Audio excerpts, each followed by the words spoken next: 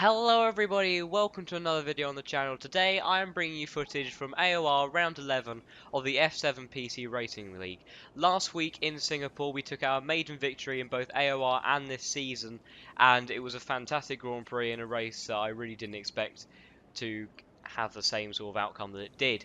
But going into this Grand Prix, feeling for confidence in the car was a bit higher than it was at Singapore because I like the track a little bit more here at Spielberg, but all the same it would be quite a difficult Grand Prix, and this circuit is very brutal when it comes to corner cutting penalties, and in qualifying invalidating laps is very unfortunate because you can lose a lot of time and then it puts you under more pressure to try and get that one lap to try and take pole position. But we would give it our best shot and see what we could do.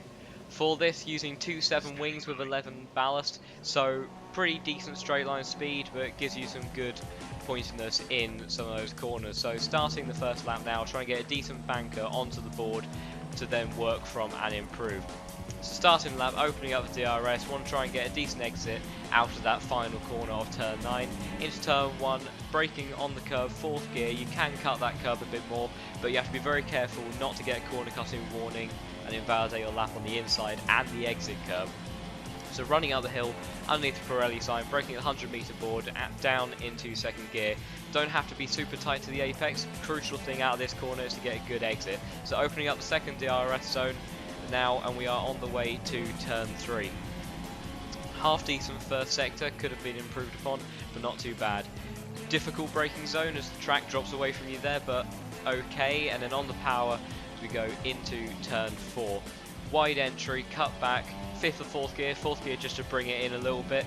The middle section you see with 0.6 of a second up on the current provisional pole time as Rance goes ahead and sets a slightly faster time. As we go into the penultimate corner, swing it out from the left, very difficult corner, a lot of commitment required to be quick through there, and a lot of time can be lost or gained. Opening up the DRS to complete our first lap, it is a 106.1, which is currently 0.3 of a second faster than anyone else, so very decent banker lap. Would then go on to do a second lap nearer to the end of the session, so opening up the DRS once more and starting lap C, better exit out of that final corner to start the lap. So 100 meter board, a little bit more commitment and earlier on the power for turn 1. We gain just over 1/10 of a second by the end of the first sector. You can see as we come up to the split, we've just improved a bit on our previous time. And as it would be Luke that would spin at turn 2, that actually caught me out a little bit and ended up having to correct some oversteer, but still up on our previous time. Turn 3, braking under the bridge.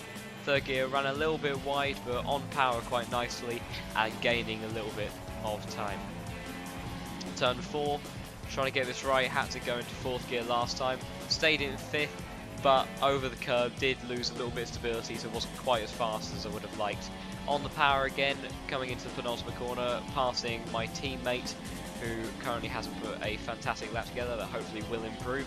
Final corner, a bit more commitment and nice and early on the power, but did run a little bit wide on the exit curve, so it's going to be a very minimal improvement, so would go for one more lap. So turn 1, just after 100 meter board, really cutting it in to turn 1 now. Going to get a small toe from Rance, but have to pull out of it, otherwise we would collide. So by the end of this first sector, would be up by about half a tenth. Braking at the black box, 2nd gear, nice and tight to that apex, and on the power, very nicely, tiny bit of wheel spin. You can see the amount that we are improving on our previous lap time. So into turn 3, trying to spot a braking point. Don't want to go too late, otherwise you will lose time on the exit. See, not quite as good as exit as before, but in the braking zone we were better. Swing it around for turn 5. Had to go into 4th gear again, but a lot more speed on the exit and tight through there, and on the power losing a little bit of time through turn 7. As you come to turn 8, try and swing it in, really throw it in this time, a bit more curve on entry, keeping it nice and tight, and then the final corner on the power a lot better, and we would improve by about 0.3 of a second and do a 1:05.8. which, as it turns out after we finish the qualifying session, would be good enough to take pole position by half a second. So that was a fantastic feeling, and Back-to-back pole positions is something I was very, very happy with. Really seem to have got our qualifying to a much higher standard at this point in the season, which if we have any hope of closing in on what Masters lead, we will need to do. And if you see, he is not actually taking part in this Grand Prix, so it could be very, very crucial for the championship if we are able to capitalise on his absence and try and make up some of those loss of points that we suffered earlier on in the season through disconnections. So starting the Grand Prix, strategy-wise, this circuit with those high-speed corners is a bit harder on the tyres. So you can do a one-stop from ultra softs to the soft tyres, but there isn't a huge amount of difference between the one-stop and the two-stop. But if you can get it right and not make too many mistakes, believe that the one-stop is something around 8 to 10 seconds faster, depending on how your pace is. So Singapore, last time we got a fantastic start and we pulled away very nicely. Into this Grand Prix, it's a short run to turn 1, but we need to make sure that we get a good exit out of turn 1 so that we cannot be challenged on the way into the hairpin at turn 2, which is a prime overtaking spot. So the lights are coming out and we are away. We have a really nice launch and almost no wheel spin in the first phase of the start, and we pull away really nicely, braking just about the 50-metre board into 4th gear and on the power nice and early. You see, there's been a bit of contact behind us, but we are away into rich fuel mixture, trying to pull a gap so that the slipstream is not as powerful and that we are able to take turn 2 how we like. Braking a bit cautiously, just trying to get a feel for the car and how well it's balanced at this stage in the race, because we have slightly older tyres than the other cars around us, because we did do an extra lap on this set of tyres in our qualifying. But we come to turn 3, we've got a good gap, about 1.5 car lengths so far, which is really crucial to make sure that we can get away nice and cleanly.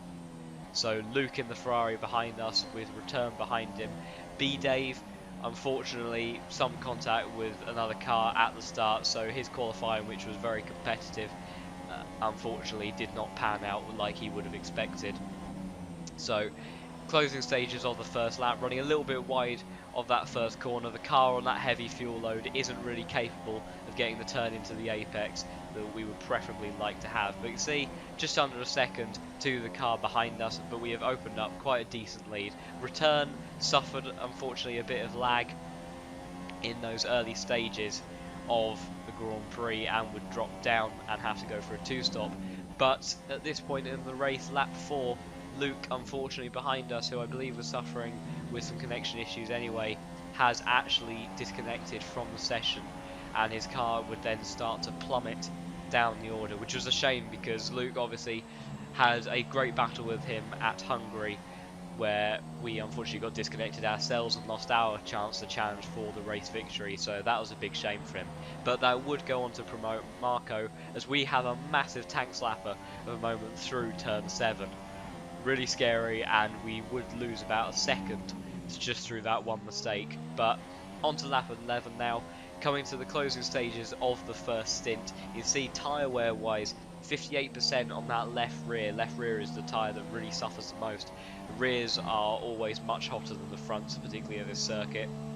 So at this point, if we're trying to get to around lap 13, trying to drive it really nice and easy, and using lean fuel mixture in a few of the corners to try and minimise the temperature at those rear tyres and make sure we don't make any mistakes. Although Marco behind us was gaining time, it was more important at this point just to make sure that we stayed on the track and didn't do anything silly.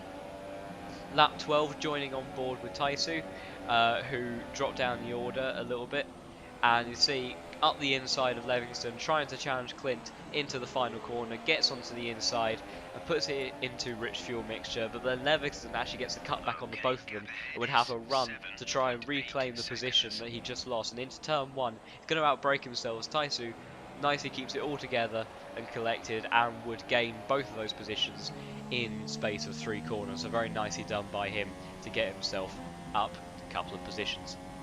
So end of lap 12, tyres were really starting to suffer now, and I thought it best that before anything silly happened would come into the pit on this lap. So just trying to keep it nice and tidy, not get any sort of penalty, and we come into the box. As it turns out, Marco would also pit on the same lap as us, whereas Rant would stay out and try and go for the overcut strategy. You can see we've maintained about a 4-second lead to the Sauber, as we were very close to being held up in the pits there by him, but fortunately happened to just overlap at a point where we weren't affected by him pitting. Difficult pit exit on this track and very easy to lock up and clip the wall and do something silly, so a bit cautious, but really want to try and make use of this fresh rubber on the car now, so pushing on in these other laps. Return, who suffered that bit of an issue earlier on the race, as we go and get ourselves our first penalty in a very silly way. He would be on the super soft tyres trying to make use of that 2-stop strategy, but would still have a pit stop obviously that he needed to do. We would then reclaim our first position, as Rance would have to come into the pits, but it would interestingly come out in front of Marco. So did a very good in-lap versus possibly maybe Marco doing not such a good out-lap. So good, strong stint from him. Lap 22, and we've still got a decent gap to the cars behind us, looking at around the 12-second mark, just trying not to do anything silly. And as I say that,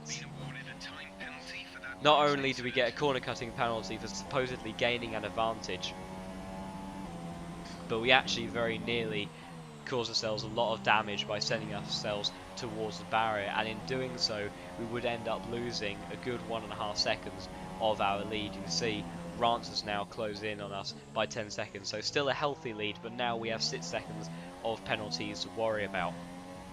I was sure that Rance would probably have some penalties. It's very difficult to go through an entire Grand Prix distance around here and not have any penalties, but really didn't want to get any more or let him close in on too much. Meanwhile, obviously trying to have to look after our tyres. Managed to get past Clint nice and easy. Thank you for moving out of the way, it's always appreciated. And coming through the sector 2 split now, you see half a second down on our personal best. Tyres are starting to drop off a little bit in pace, but also tyre wear is starting to have an effect. You see 10 seconds now to run, so we're maintaining the gap roughly as we approach the disconnected car of Luke.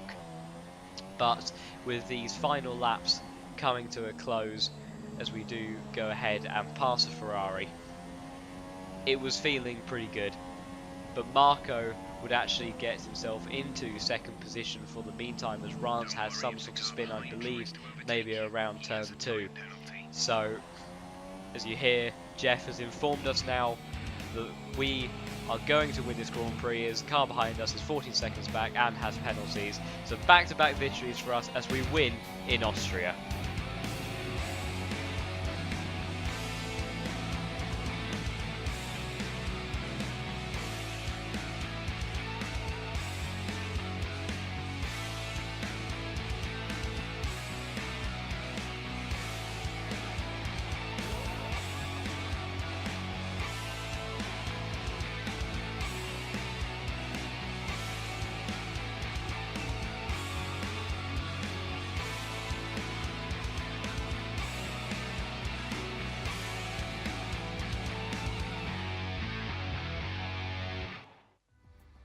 So there you have it, everybody. That would be the Austrian Grand Prix. So on the back of that, we have made some good inroads to the championship lead that Wattmaster has. We are now only 42 behind him. But thank you so much for watching, and until next time, goodbye.